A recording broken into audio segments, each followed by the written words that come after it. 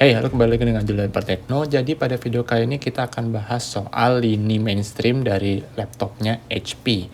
Jadi seperti yang mungkin Anda sudah tahu, HP itu adalah salah satu produsen laptop terbesar di dunia ya. Saya sendiri sudah pernah pakai HP selama beberapa kali. Terakhir saya pakai HP Envy X360.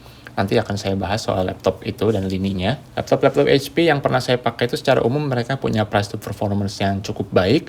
Hanya saja untuk keyboardnya itu perlu sedikit penyesuaian ya, dimana kalau menurut saya pribadi, laptopnya HP itu punya spacing keyboard yang agak berbeda dibanding merek-merek lainnya. Tapi itu nggak terlalu masalah sebenarnya, itu selama bisa dibiasakan. Mungkin sekedar fun fact buat Indonesia ya, dimana HP itu merupakan salah satu merek yang sangat-sangat digemari di level korporat ya, dimana kalau perusahaan-perusahaan itu kadang mereka punya batasan merek tertentu yang bisa diadakan buat karyawan-karyawannya. Nah, HP ini salah satu yang populer di kalangan tersebut. Saya nggak tahu kenapa, tapi mungkin karena sudah sangat lama ya di dunia laptop HP ini. Ya, dimana setiap perusahaan itu pasti pengen laptopnya itu nggak cuma punya performa terbaik, tapi juga punya after sales service yang sangat-sangat bagus. Dan kalau buat sebagian besar orang mungkin itu adalah salah satu faktor terpenting dalam menentukan pembelian laptop ya, dimana yang penting kalau ada masalah itu bisa tahu kita harus kemana dan gampang menemukannya. Sebelum kita mulai, saya akan berikan batasan dulu apa aja yang akan kita bahas pada video kali ini. Yang pertama adalah saya akan hanya bahas laptop HP yang mainstream saja. Dimana di sini saya nggak bakal bahas lini gaming seperti Pavilion Gaming ya, atau lini bisnis seperti ProBook atau ZBook. Meskipun lini bisnis ini sebenarnya agak-agak blur ya, dimana laptop mainstream yang paling high-end pun sebenarnya sangat cocok dipakai buat bisnis juga. Lalu yang kedua yang saya akan bahas pada video kali ini adalah laptop-laptop HP yang saat ini masih beredar. Jadi setelah video ini dibuat bisa saja ada yang sudah tidak ada atau bahkan ada lini baru dan sebagainya. Ya, namanya pasar itu sangat-sangat dinamis lah, dan namanya tiap perusahaan itu pasti mereka harus menyesuaikan diri. Dan batasan terakhir yang saya akan bahas di sini adalah yang laptop Windows saja, dimana kalau ada Chrome OS ya saya nggak bahas pada kali ini. Oke, kita mulai. Jadi yang saya akan bahas pertama adalah laptop HP Essentials. Kalau di pasar ini namanya nggak muncul sebagai HP Essentials ya, dimana kalau di Indonesia ini muncul sebagai HP 14S misalnya. Dimana 14S ini seperti namanya ya, sudah berlayar 14 inci, artinya dia cocok lah buat kerja yang multitasking ya, nggak cuma single tasking karena layar kecil.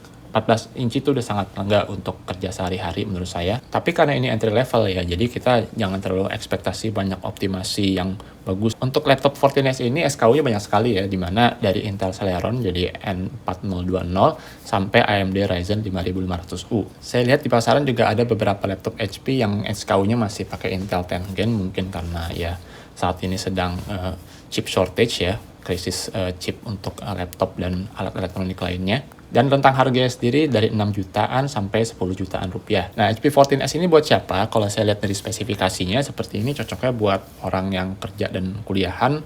RAM-nya itu cukup buat multitasking ya, dan sudah SSD juga. Jadi kalau kalian tuh sekedar butuh laptop gitu, tapi nggak terlalu butuh fitur khusus seperti bobot ringan, atau battery life yang panjang banget, atau layar yang high quality gitu loh, itu ya sayangnya nggak bisa ditemukan di HP 14S.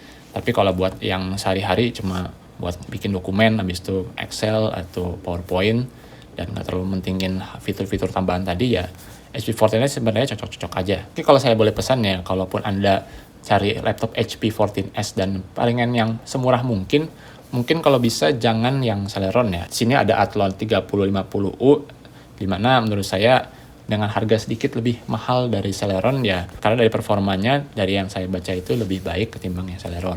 Oke, berikutnya adalah lini Pavilion. Jadi kalau tadi lini HP Essentials itu benar-benar laptop basic yang sekedar adalah laptop, yang Pavilion ini sudah mulai ada fitur-fitur khusus ya, dimana secara umum build quality-nya lebih baik, lalu untuk beberapa model ada yang ringan sekali, dan bahkan ada beberapa model juga yang sudah punya graphics card entry level. Dan pada kelas ini kita bisa expect optimasi hardware yang lebih baik, dimana kalau kita bandingin dengan laptop HP Essentials yang speknya serupa, bisa jadi yang Pavilion ini punya mungkin baterai lebih baik atau performa yang lebih keluar lagi, yang lebih dioptimasi lagi. Jadi yang pertama itu adalah HP Pavilion Laptop ya, dimana untuk HP Pavilion Laptop ini sudah ada SKU yang punya MX450, NVIDIA GeForce MX450. Ini untuk graphic design mungkin dia belum terlalu maksimal ya, tapi buat gaming ringan gitu menurut saya ini sudah lumayan banget ketimbang integrated graphics dari laptopnya Intel 3 atau 4 tahun lalu. Jadi kalau kalian yang fokusnya pengen gaming tapi budget terbatas banget ya, mungkin ini adalah opsi yang cocok kalau kalian memang pengennya merek HP. Lalu ada juga laptop Pavilion Aero yang menurut saya ini menarik banget. Jadi bobotnya itu di bawah 1 kilogram, layar itu udah 16:10, kemudian layarnya 100% sRGB, punya AMD prosesor ya, sampai 5600U. Lalu terakhir ada Pavilion X360, di mana kalau laptop-laptop yang ada 360-nya itu biasanya artinya dia layarnya bisa muter sampai 360 derajat. Dan karena bisa diputer artinya bisa jadi tablet dan dapat touchscreen juga. Yang nggak semua merek lain tawarkan dan HP tawarkan pada Pavilion X360 ini adalah adanya stylus. Jadi kalau kalian benar-benar butuh stylus, sekedar buat mungkin tanda tangan atau nyoret-nyoret dokumen, bukan buat gambar profesional lah, saya kira masih mendingan pakai Wacom. HP Pavilion X360 dapat bundling dengan stylus. Harganya itu mulai dari 10 jutaan yang Ryzen 5 5200U sampai 15 jutaan, dimana itu yang model X360 Core i7. Ya kalau menurut saya Core i7 X360 ini mungkin hanya benar-benar worth it kalau Anda tuh butuh laptop yang ukuran layarnya 14 inci. Karena kalau bisa lebih tolerir ke 13 inci, menurut saya lini berikutnya lebih menarik lagi. HP lini Pavilion ini menurut saya cocok buat mahasiswa yang mungkin dia nenteng laptop kemana-mana, dia bisa pilih yang Aero. Kemudian graphic designer atau video editor, kelas pemula ya, dimana untuk beberapa model itu layarnya sudah bagus sRGB-nya sampai 100%. Perlu diingat sRGB 100% itu bukan yang paling atas ya, karena masih ada faktor-faktor lain pada display. Atau buat engineering yang nggak terlalu berat-berat banget, karena di sini sudah ada yang SKU Core i7. Nah, lini berikutnya menurut saya adalah lini HP yang paling menarik, yaitu adalah lini Envy. Dulu tuh dia sempat heboh dengan Envy X360, tapi makin kesini itu ternyata lini Envy-nya itu makin luas, dan menurut saya yang bagus itu nggak cuma yang X360 sekarang. Ini Envy ini sudah mulai menawarkan graphics card yang kelas GTX ya, jadi buat gaming yang sudah mulai agak berat atau video editor yang semi profesional itu sudah sangat bisa memanfaatkan GTX ini ya, Nvidia GTX series. Kemudian sudah ada fitur privacy seperti privacy shutter ya untuk nutup webcam, dan juga fingerprint sensor. Beberapa fitur terbaru pada komputer, di mana mungkin baru mainstream tahun depan, itu juga sudah ada di lini Envy. Misalnya USB 4 ya, di mana menurut saya sekarang tuh belum mainstream sama sekali, tapi di Envy sudah ada. Envy ini sangat lebar ya rentangnya, di mana kita akan mulai dulu dengan NV14 laptop. Saya yang ngasih NV14 ini review bagus ya, di mana dia sudah mulai menawarkan GTX 1650 Max-Q.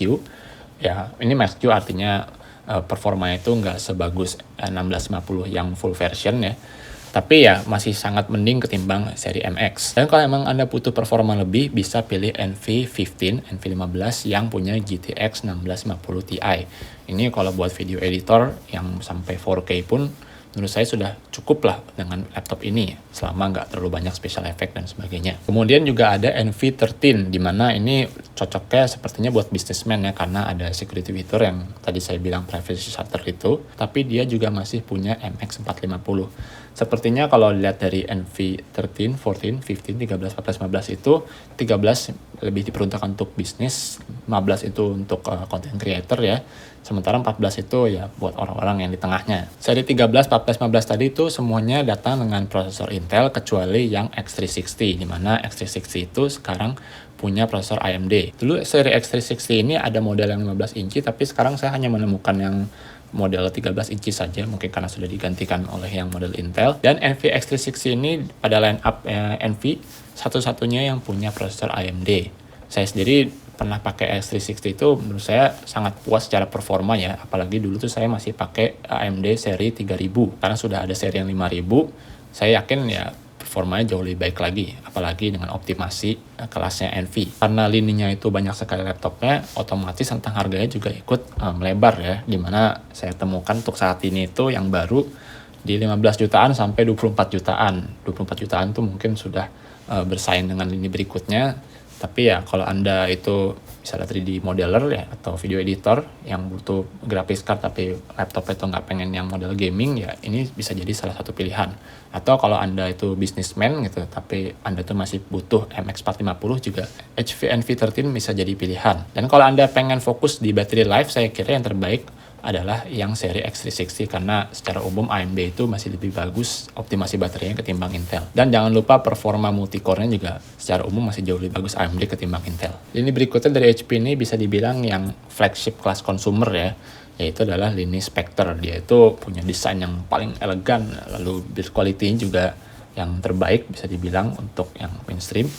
Layarnya juga yang terbaik ya, ada yang sampai 4K, dan displaynya pun ada yang sampai 3:2 dan OLED. OLED itu bisa dibilang masih jarang dan saya pribadi sebenarnya menghindari OLED karena saya khawatir burn in di masa mendatang. Tapi ya kalau Anda memang butuh OLED untuk HP yang kelas konsumen itu, saat ini ya cuma ada di lini Spectre. Lini Spectre yang saat ini cuma ada dua, yaitu adalah 13 dan Spectre 14. Yang 14-nya pun sebenarnya nggak 14 juga. Saya akan bahas menyusul.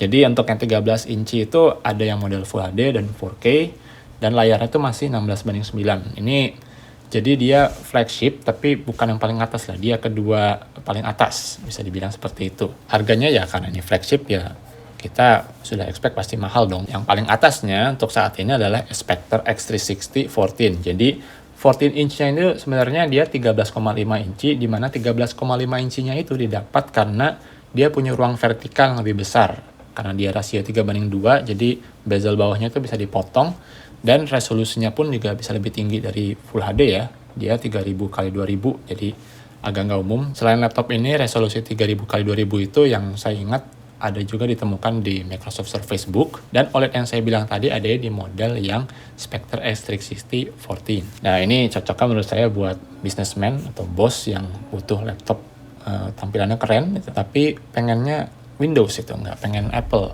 Karena mungkin dia kantornya semuanya pada pakai Windows, mungkin admin IT-nya juga pakai Windows, untuk security dan sebagainya lebih mudah memang pakai Windows ya, ketimbang pakai Apple. Kalau memang Anda termasuk orang yang seperti itu, jadi orang yang butuh laptop yang tampilannya keren, build quality-nya bagus, layarnya juga mantep, kemudian performa buat bisnis sehari-harinya juga sudah sangat cukup, mungkin lebih dari cukup, ya HP Spectre ini mungkin cocok buat Anda. Oke, demikian aja video dari saya, mudah-mudahan bermanfaat. Dan mohon maaf juga kalau ada kekurangan karena lini laptop itu sangat-sangat dinamis dan selalu berkembang, bahkan tiap bulan aja bisa ada seri baru dan sebagainya. Silahkan like video ini jika dirasa bermanfaat, subscribe jika tidak ingin ketinggalan konten dari Lembar Tekno lainnya. Saya Jul dan terima kasih telah menonton.